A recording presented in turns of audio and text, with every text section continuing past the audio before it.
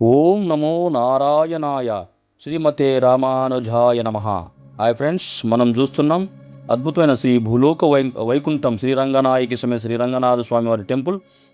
Already first part పెట్టాము, బ్రహ్మాండంగా response వచ్చింది. ఇది సెకండ్ పార్టు. ఈ వీడియోలో మనం భగవద్ రామానుజాచార్యులు చక్రవర్తి టెంపుల్, లక్ష్మీనరసింహస్వామి టెంపుల్ దర్శించుకుందాం. ముందుగా మా వీడియో సబ్స్క్రైబ్ చేయండి, లైక్ చేయండి, కామెంట్స్ పెట్టండి. 156 ఎకరాలు, 53 ఉపాలయాలు, 21 మహాగోపురాలు, ఎన్నో ప్రత్యేకలు కలిగిన ఈ అద్భుతమైన నక్షత్రం గురించి మనం కొద్దిగా ముచ్చటించుకుందాం. ముందుగా అందరూ సబ్స్క్రైబ్ చేసి వీడియోలోకి వెళ్దాం. ఓం నమో నారాయణాయ. చూడండి, అద్భుతమైన వ్యూ పాయింట్ ఇది. మనం పై ఫ్లోర్కి వెళ్ళి తీసాము. రాత్రిపూట లైట్గా వర్షం పడుతుంది. ఒకరోజు నైట్ శ్రీరంగంలో వైకుంఠంలో నిద్ర చేసే భాగ్యం కలిగింది మాకు. తెల్లవారుజాము 5 గంటలకు ఈ వీడియో అద్భుతంగా తీసాము. చూసి తరించండి. భక్తితో ప్రేమతో మీ సురేష్ గోవింద. అదిగో దర్శించండి శ్రీ భగవతి శ్రీ రామానుజాచార్య స్వామివారి టెంపుల్. ఈ శ్రీరంగం టెంపుల్ లోపలికి వెళ్ళిన కుడి చేతి పక్క ఉంటుంది. మహానుభావుడు 1000 years 1000 సంవత్సరాల పూర్వం నుంచి ఇక్కడ శరీరంతో కూర్చున్నాడండి. 125 సంవత్సరాలు మహానుభావుడు ఇక్కడ జీవించి మన విశిష్ట అద్వైతాన్ని స్థాపించి మహానుభావుడు శరీరంతో ఇక్కడ కూర్చున్నాడు.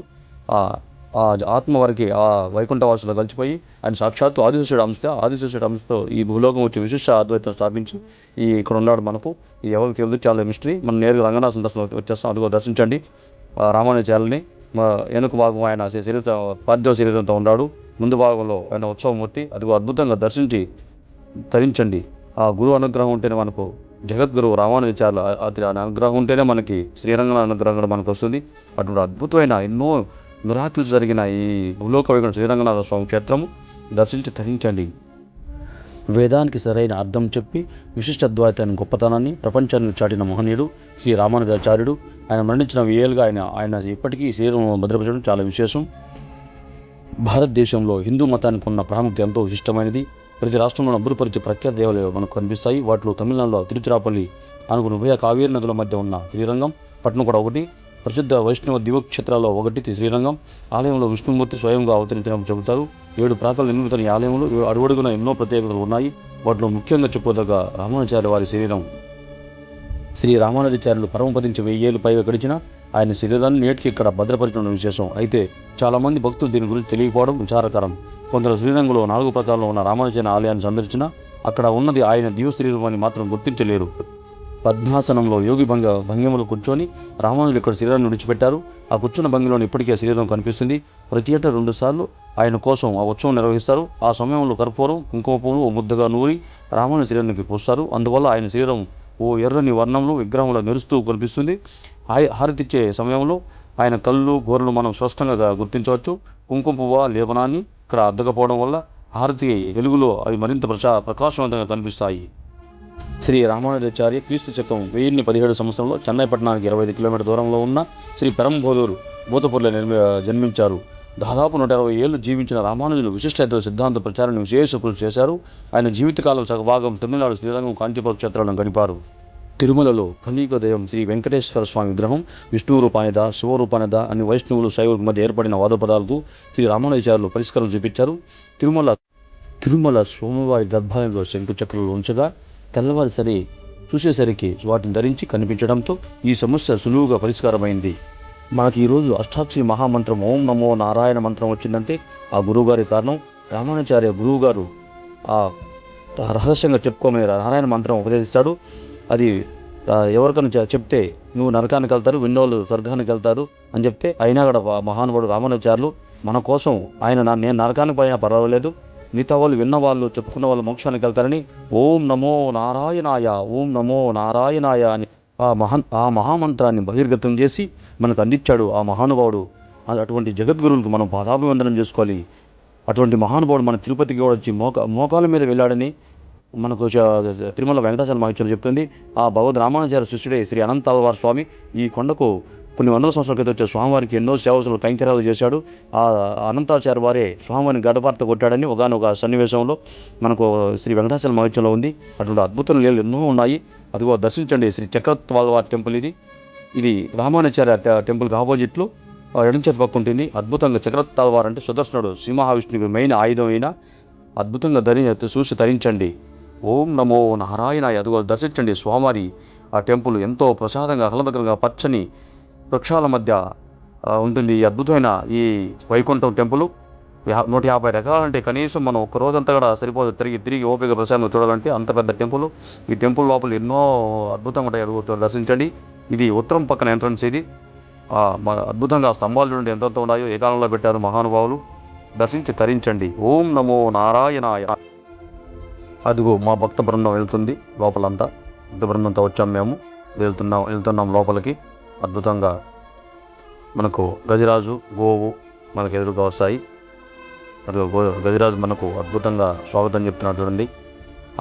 ఆ జంతువులే ఆ గజరాజు అంత పెద్ద ఏనుగే భగవంతుడికి అంత సేవ చేస్తుని తరిస్తున్నాయంటే, మనం మానవ జన్మెత్తి 84 లక్షల జీవరాశుల్లో మానవ జన్మ ఉత్తమని మన శాస్త్రాలు ఘోషిస్తున్నాయి.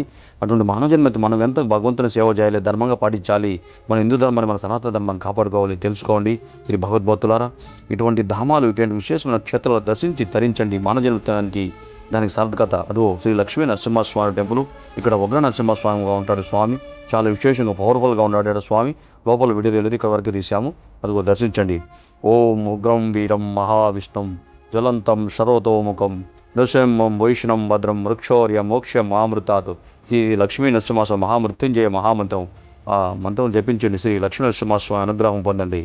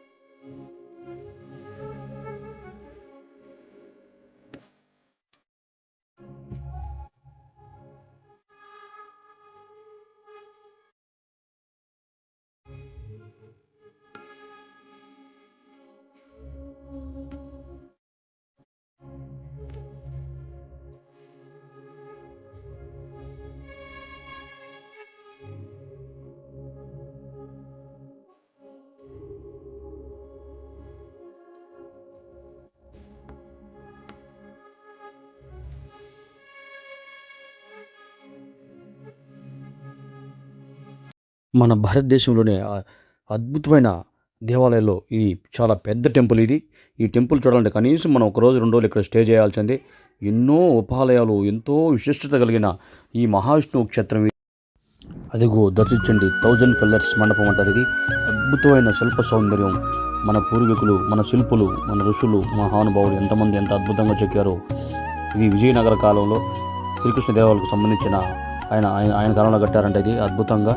చూడు ఎంత అద్భుతంగా ఉంది, ఎంత అద్భుతమైన శిల్ప సౌందర్యం ఉందో. ఇటువంటి అద్భుతాలు మన భారతదేశంలోనే, మన వేదభూమి, మన పుణ్యభూమి, మన కర్మభూమి, మన అద్భుతమైన దేవాలయాల్లో సందర్శిస్తేనే మనకు అర్థమవుతుంది ఇటువంటి అద్భుతమైన శిల్ప సౌందర్యం. ఇది మన భారతదేశానికి సొంతం. అందుకే ఎక్కడెక్కడి నుంచో ఫారిన్ కంట్రీస్ అంతా మన సనాతన ధర్మాన్ని, మన హిందూ ధర్మాన్ని నమ్ముకొని ఇక్కడ వస్తూ ఉంటే మన వాళ్ళంతా ఫారిన్ కల్చర్కి వెళ్తున్నారు. ఇది పరమ అసంఖ్యమైన పని.